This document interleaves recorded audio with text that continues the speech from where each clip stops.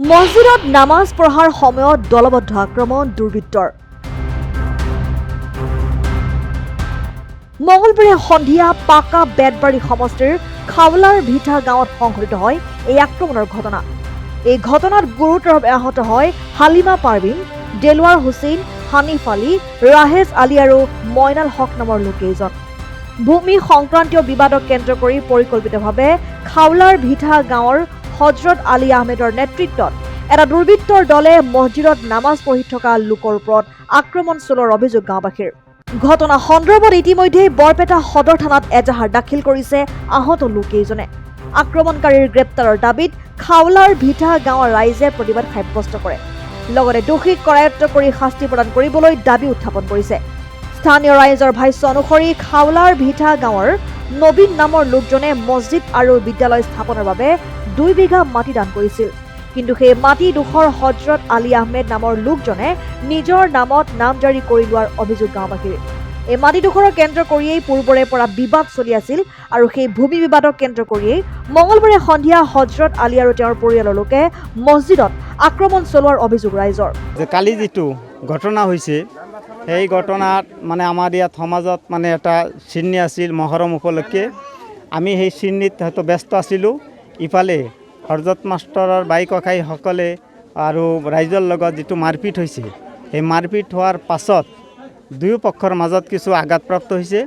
সেই ব্যক্তিসকলক আমি শুশ্ৰূষা কৰাৰ কাৰণে মেডিকেলত লৈ গৈছোঁ। সেই মেডিকেলত লৈ যোৱাৰ পাছত ইমাৰ্জেঞ্চি কোৱাৰ্টাৰত মোক হৰজত মাষ্টৰৰ যিজন ল'ৰা জাহাংগীৰ আলম, সেই জাহাংগীৰ আলমে মোক প্ৰাণে মাৰাৰ ভাবুকি দিছে, মোক মাৰপিট কৰিব। হৰজত মাষ্টৰে কৈছে যে এখেতক মাৰিব লাগিব। হৰজত মাষ্টৰৰ ভাই মহিদুলে কৈছে এখেতক মাৰিব লাগিব। আৰু হৰজত মাষ্টৰৰ ভিনিদেউ ৰহম আলী পুতলাটাৰী গাঁৱৰ, তেখেতে কৈছে যে মানুহ আমি মাৰাৰ কাৰণে আমিও ৰেডি আছোঁ, মানুহ মাৰাৰ আমাক সময় নালাগিব। এনেকুৱা কৰি মোৰ ভাতিজা জাকিৰ হুছেইনক ধমকি দি আছে, আমাক দুটা মাৰিব। এতিয়া ৰাইজক বহুত মানুহক কৈছে এই দুটা কামে এনেকুৱা ভয় ভাবুকি দেখাইছে, আমাক দুটা মাৰিব, জাকিৰ হুছেইন আৰু মোক মাৰিব। আমি সমাজত কাম কৰোঁ, মছজিদৰ হয়তো কাম কৰোঁ, ৰাইজৰ হৈ কাম কৰি আছোঁ আৰু ৰাইজৰ হকে আমি মেডিকেলত গৈছোঁ। গতিকে মই প্ৰশাসন বিষয়াসকলক মই অনুৰোধ কৰিছোঁ এই হৰজত মাষ্টৰ আৰু হৰজত মাষ্টৰৰ ল'ৰা জাহাংগীৰক এখেতক কেনেকৈ দমন কৰিব লাগে, এখেতক কেনেকৈ হয়তো গ্ৰেপ্তাৰ কৰিব লাগে, অতি শীঘ্ৰে গ্ৰেপ্তাৰ কৰক। নহ'লে আমাৰ এই ৰাইজ আমাৰ সমাজত এটা বিশৃংখলাৰ সৃষ্টি হ'ব আৰু ঘটনা আৰু বাঢ়িব আৰু তেওঁলোকে আমাক মাৰিব। তেওঁলোকে আমি আৰু এটা কথা কওঁ, চৰকাৰৰ ওচৰত অনুৰোধ কৰোঁ, মাননীয় মুখ্যমন্ত্ৰী মহোদয় আছে আমাৰ এই দক্ষিণ খাৱলাৰ ভিটাত মছজিদ লৈ যিটো ঘটনা হৈ আছে এইটো যাতে এটা শান্তিয়ে আনি দিব পাৰে, তাৰ কাৰণে আমি চৰকাৰক অনুৰোধ কৰিছোঁ। কালি যিটো ঘটনা ইয়াতে আমাৰ তাৰমানে কি মহৰম আছিল, মহৰমৰ কথা কি কথা চব কথা মানুহ নামাজ পঢ়িব আহিছোঁ, নামাজ পঢ়িব আহি পেলাই সিহঁতে আমিতো মছজিদৰ ভিতৰত আছোঁ, সিহঁতে চব কৰে নাৰী সাঙা লৈ পেলাই আমাৰ মছজিদটোত আমি ঘেৰা কৰিছে।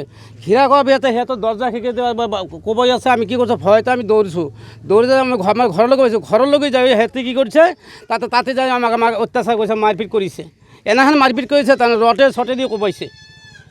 আমি তেনেকৈ মাৰি অহা নাই। আমি তাতে কালি আমাৰ আছিল মহৰম আছিল, আমি ধৰ্মৰ কাৰণে মছজিদত আমি আহিছোঁ নামাজ পঢ়াৰ কাৰণে। সিহঁতে আহি এই কুত্তাৰ বাচ্চা কাৰা মাৰি যায় নামাজ পঢ়ছা, মাৰি তোহান নেকি, কাই নামাজ পঢ়া দিছে। সিহঁতে এনেকৈ আহিছে, এনেকৈ আহি নামাজ পঢ়াৰ সময়ত দলবদ্ধ আক্ৰমণ। আমি নামাজ পঢ়ি আছোঁ, ইয়াতো নাঠি ফেলা লৈ ফেলাই একদম ৰেডি এই দৰ্জাত মাৰি সেনেকৈ মাৰি আছে। মাৰি খাতে তাৰ মই কি কৰিছোঁ, নামাজখিনি শেষ কৰাৰ পিছত ওলাইছোঁ, ওলাই ফেলাই মই দৌৰছোঁ। দৌৰাৰ পিছত আমি তাতে পিছলি খাই পিছত আমি ইমান কোবাইছে, ইফালে মোক কোবাইছে, এইবিলাক কোবাইছে। সেইটো কথা হ'ল কি আমি গোটেই ৰাইজৰ তৰফা আমি প্ৰশাসনৰ পৰা মই এইটো একদম সত্য নাই যে মই বিচাৰটো চাওঁ। কোন কোন মানুহ আছিল?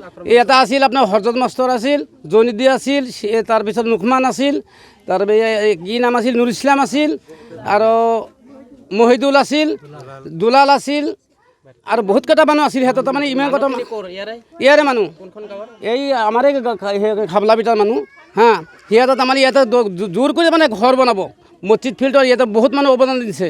তাৰ কাৰণটো ইয়াতে নামাজ পঢ়া নিদিয়ে, ইয়াতে সিহঁতে মছজিদত থাকিব নিদিয়ে, নামাজ পঢ়া নিদিয়ে। ইহঁতৰ কাৰণ এইটো সিহঁতে ঘৰ বনাব এটা ৰাজহুৱা স্থানত ৰাজস্থান স্থান কিন্তু অঁ তেওঁলোকে নিবিচাৰে মছজিদ। আমি নিবিচাৰে আমি চবক কৈ আছোঁ আজিলৈকে তোমাৰ ইমান দিনৰ পৰা আমি ইয়াতে নামাজ পঢ়ি আছোঁ কিবা কৰি আছোঁ মক্তব উঠাইছোঁ মছজিদ উঠাইছোঁ অজুখানা বনাইছোঁ তুমি আজি কিয় আহিছা ইখান ঘৰতো তুমি ঠিকা কৰিছা অজুখানা তুমি ঠিকা কৰিছা তুমি নিজে কাম কৰিছা তেতিয়া কিয় দিছা ইথান কিয় তোমাৰ লাগে বোলে আমাৰ স্কুল মই স্কুল ভাঙি নিছোঁ ইথা দিছে আমি এতিয়ালৈকে এজাহাৰ দিয়া নাই এতিয়ালৈকে এজাহাৰ দিয়া নাই। মূল কথাটো হ'ল আমাৰ ইয়াৰ নবীনৰ ল'ৰা পাঁচটাই 1986 চনত তাৰমানে ইয়াত স্কুল মছজিদ মক্তব ঈদগাৰ নামত 2 বিঘা মাটি ইহঁতে দান কৰে। দান কৰাৰ পিছত এইটোত এইখিনিত LP স্কুলটো চলি থাকে মছজিদটো চলি থাকে ঈদগাহটো চলি থাকে। মাজত 2016ত কি কৰলাক সি ক'লে যে এই গুহাইৰ মাটিত স্কুল নহয় আমি স্কুলৰ মাটিখিনি বেলেগত দেখাইছা যদি ঠিকে আছে স্কুলটো চলি থাকক। সি ক'লে যে নহয় এইটো মাটিত স্কুল নচলিব আমি স্কুলটো তাৰ মাটি ল'ব লাগিব। আমি ৰাইজে বহি লাষ্টত তাক স্কুলটো তাত দি দিছোঁ। দিয়াৰ পিছত সি তলে তলে কি কৰিছে এই 5টা ভাই ককাকে যে মাটিটো দান কৰিছে তাৰ ডাঙৰ ককাইটো ঢুকালে ইতিমধ্যে। ঢুকাৰ পিছত সি কি কৰিছে তাৰ নামত এই তাৰ 5টা ভাই ককাকৰ নামত সিহঁতৰ হৰজত মাষ্টৰৰ নামৰ মানুহটো সেই সিহঁতৰ 5টা ভাই ককাকৰ নামত সেই জাল দলিল এটা বনাই সেই মৰা যিটো বাচ্চামিয়া তাৰ টিপছ সি জাল কৰি কি কৰিছে সি তাৰ নামত মাটিটো কৰি লৈছে। ইবাকে কি কৰিছে গোহাঁইটোও মৰিছে বুঢ়া গোহাঁইটো মৰিছে। মৰাৰ পিছত তাৰ সৰু ছোৱালী সি একো নুবুজে। সেইটো লৈ কি হ'ল আমি তাৰমানে তাত যাই সেই সৰু ছোৱালীটোৰ পৰা সি তাৰমানে এটা খাজনা ৰচিদটো লৈছে। ওলাৰ পিছত তাৰ পিছৰে পৰা আমাক ভয় ভাবুকি দি আছে ইয়াত নামাজ পঢ়বা নিদিওঁ এইটো আমাৰ মাটি আমাৰ তাত বিক্ৰী কৰি থৈ গৈছে।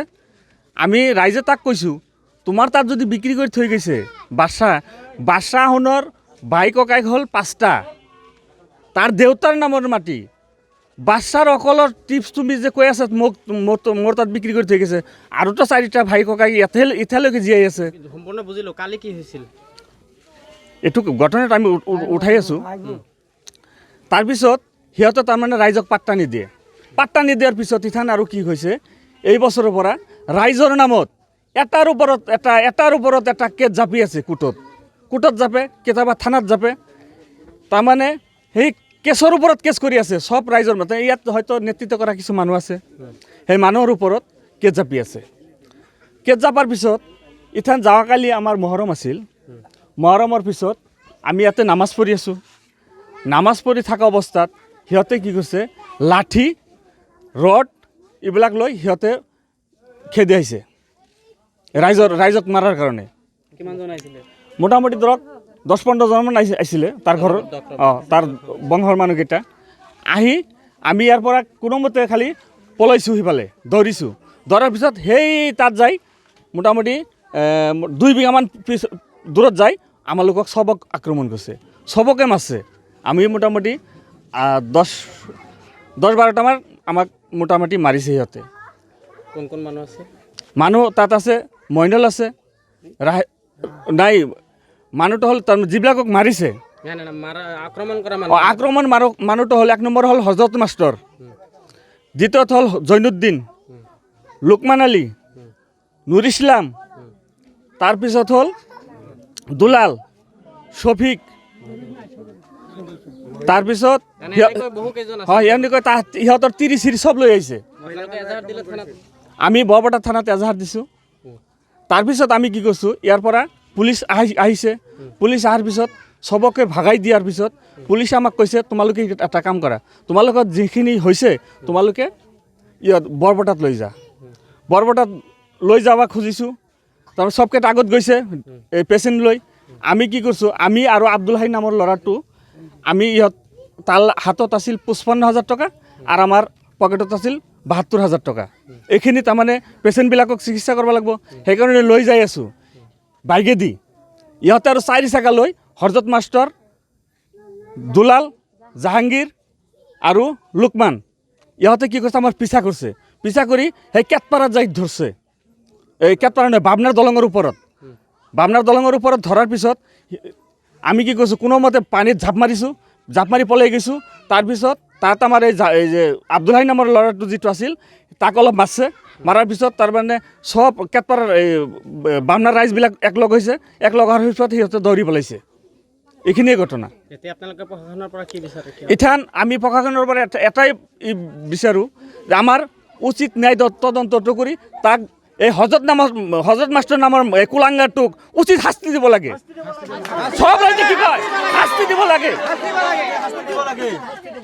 হজৰত মাষ্টৰ নামৰ মানুহটো জৈনুদ্দিন মাষ্টৰ সব আমি প্ৰশাসনৰ পৰা এবং কি আমাৰ হেমন্ত ছাৰৰ ওচৰত কৰজোৰ অনুৰোধ কৰিছোঁ। তাৰ সৰু ভাই না ডাঙৰ ভাই মই নাজানো, SP আমাৰ ইয়াত আহিছে সন্মানীয় তাৰ সৰু ভাই বা ডাঙৰ ভাই সেইটো আমি নাজানো, সুশান্ত বিশ্ব শৰ্মা, তাক একদম কৰজোৰ আমাৰ ৰাইজৰ তৰফৰ পৰা অনুৰোধ জনাইছোঁ এই হজৰত মাষ্টৰ নামৰ কুলাংগাৰটোক উচিত শাস্তি দিব লাগে। 1986 চনে আমি মাটি 2 বিঘা মাটি দান করছি রাইজের। স্কুল, মসজিদ, মাঠঘাট, মক্তব আছে, লেট্রিন আছে, মানে রাইজে দান করে দিয়েছি আমরা। রাইজে দান করার পরে হঠাৎ মাস্টার কী করছে, সেটিংবাজি করে দলিল করে আর মাটি অন্যাকে মানে স্কুল চাল স্কুল সরাইছে, সরাই নিয়ে অন্য হানে চালাই করে নিছে, নিয়ে নেয় এনে মানে বাড়ি বানাবো। এনে তো বাড়ি বানানো নাকি মাটি দিয়ে আমরা মাটি দিচ্ছি রাইজেরে। মসজিদ, স্কুল, মক্তব, ঈদগাহ জন্যে। কত বিঘা মাটি দান করছে? 2 বিঘা মাটি আপনার নামে আছে? মাটি আমার বাবার নামে, নবীনের নামে আছে। ট্রান্সফার করে দিছিলেন মেদিবাটার মাটি? মেদিবাট্টা মাটি না, ঘুষার মাটি। হ্যাঁ, বর্তমান তার নাম জারি কি মেদি করছে না? না এখানে বলে কাগজ করছে তার নামে? হ্যাঁ, মানে আমার নবীনের নামটা কাইডা ঘুষার খাতায় জৈনুদ্দিন নামে উঠেছে। হরজতের ভাই।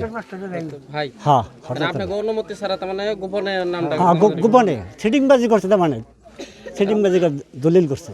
কতদিন হলো মাটিটা নাম জারি করছে তারা? এটা 16 2016। হ্যাঁ, আপনারা জানাইছেন রাইজের মানুষ তাকে অবগত করছেন বিষয়টা নিয়ে? বলছেন? হ্যাঁ, বলছি, জানাইছি রাইজের, আমরা রাইজের জানাইছি।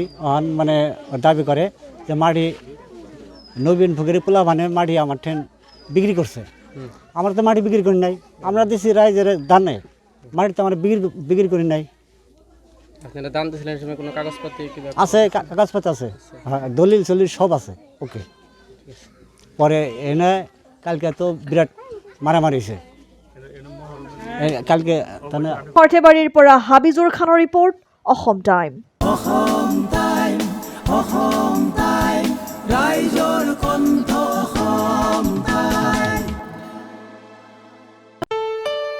ঘৰত আনন্দ আৰু সম্পৰ্কৰ চমক বজাই ৰাখিবলৈ জৰুৰী হৈছে সকলো আনন্দময় মুহূৰ্তত মৰমৰ উপহাৰ দিয়াটো। সেইবাবে মধুশ্ৰী জুৱেলাৰ্ছে আনিছে সকলো ৰঙীন ক্ষণৰ বাবে বিশেষ গহনা। হীৰাৰে হওক, সোণৰে হওক বা ৰূপৰে হওক, শ্ৰেষ্ঠ ডিজাইনছ আৰু হলমাৰ্কযুক্ত গহনাই ৰাখে সম্পৰ্কক নিখুঁত। তেনেহ'লে আজিয়ে আনক আনন্দ মধুশ্ৰী জুৱেলাৰ্ছৰ সৈতে। যোগাযোগ কৰক 7002800341 নাইবা ভিজিট কৰক LNB ৰোড, নলবাৰী, অসম।